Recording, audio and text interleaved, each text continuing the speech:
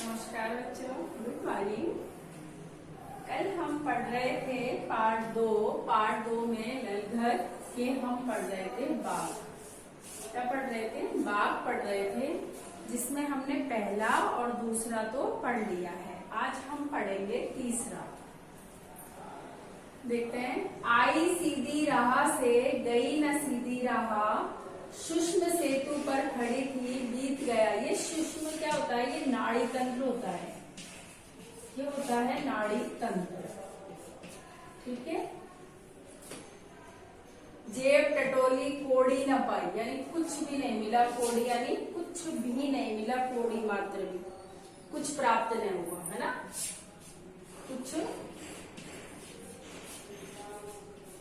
प्राप्त नहीं हुआ। टटोली यानी खोजना, खोजना। माझी, माझी होता है नाव चलाने वाला। नाव चलाने नाव चलाने वाला। क्या दू? उतराई। देखो, कवियत्री कहती है कि भव सागर को पार करने के लिए सदकर्मों की आवश्यकता भी पड़ती है। तो वह बता रही है, आई सीधी राह से, कि मैं आई तो अच्छे रास्ते से थी, बिल्कुल सीधी राह से आई थी, धर्म कर्म की राह पर आई थी। गई न सीधी राह, लेकिन मैं सीधी रास्ते से यानी सीधी राह पर नहीं गई, सीधे रास्ते से नहीं गई। मतलब मैंने कुछ अच्छे कर्म नहीं किए सीधे रास्ते से। दोबारा सुनो। कवियत्री कहती है कि मैं आई तो अच्छे रास्ते से थी, सीधे रास्ते से थी, जिस पर कि धर्म कर्म था, लेकिन मैं गई ना सीधी राह, लेकिन मैं गलत रास्ते से चली गई, मैं सीधे रास्ते से नहीं गई। अर्थात मैंने कुछ धर्म कर्म या अच्छे कार्य नहीं किए। सुषम सेतु पर खड़ी थी बीत गया दिन आहा। और जीवन में सांसारिक छल छद्मों यानी छल कपट के रास्ते पर चलती रही। सीधे रास्ते से आई थी, अच्छे रास्ते से आई थी, लेकिन मैं गलत रास्ते से चली गई। अर्थात जीवन में छल कपट के रास्ते पर मैं चली गई। सुषमा नाड़ी का सुषमा एक नाड़ी होती है, जो शरीर की 3 प्रधान नाड़ियां होती है, जिनमें से एक होती है सुषमा नाड़ी, है ना, जो नासिका के मध्य भाग में होती है। कि सुषम सेतु पर खड़ी थी, यानी नाड़ी तंत्र यानी नासिका, कि मैं सुषम सेतु पर खड़ी हुई थी और जो दिन है वह बीत गया। और दिन क्या हुआ? बीत गया। जेब टटोली कोड़ी न पाई, जब मैंने जेब में खोजा, जब मैंने अपनी जेब को टटोली, अर्थात जब मैंने अपना चिंतन किया कि भाई मैंने क्या क्या अच्छे कर्म किए हैं, तो मैंने कुछ भी नहीं पाया, अर्थात कुछ भी मुझे प्राप्त नहीं हुआ। माझी को दू क्या उतराई, जब मैंने कुछ अच्छे कर्म किए ही नहीं है, तो मैं अब नैया पार करने वाले को क्या उतराई दूं, उसका क्या मूल्य दूं। अर्थात मैंने सदकर्म तो किए ही नहीं। कहने का मतलब यह है कि हमें अच्छे कर्म करने चाहिए। एक बार वापस सुन लीजिए। कवियत्री कहती है कि मैं आई तो सीधे रास्ते से थी, जहां पर धर्म था, कर्म था, लेकिन मैं गलत रास्ते पर चली गई। अर्थात जीवन में जो सांसारिक जो छल छदम है, उन पर ही मैं चलती गई, मैंने अच्छे कार्य किए ही नहीं। सुषम सेतु पर खड़े हुए पूरा दिन बीत गया, और जब मैंने अपनी जेब टटोली, अर्थात जब मैंने अपना आत्मचिंतन किया कि मैंने क्या क्या अच्छे कर्म किए हैं, तो मैंने उसमें से कुछ भी प्राप्त नहीं हुआ, मुझे कुछ भी नहीं मिला जेब में, अर्थात मेरे अंदर से।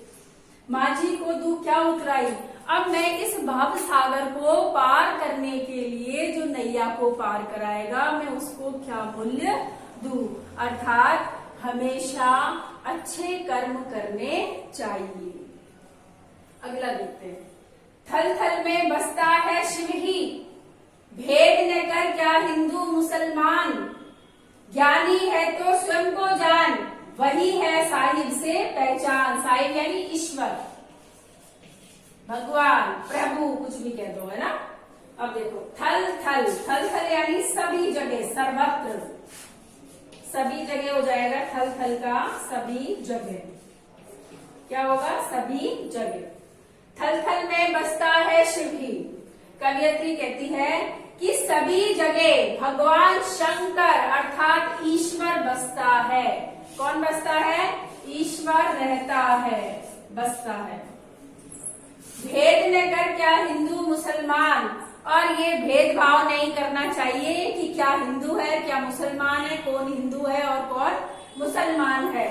ज्ञानी है तो स्वयं को जान, यदि ज्ञानी हो तो अपने आप को पहचानो, वही है साहिब से पहचान। ज्ञानी है तो अपने आप को पहचानो, वही ईश्वर से आपकी पहचान होगी। ठीक है, अब दोबारा देखो। थल थल में बसता है शिव ही। कवयित्री कहती है कि भगवान सभी जगह रहता है।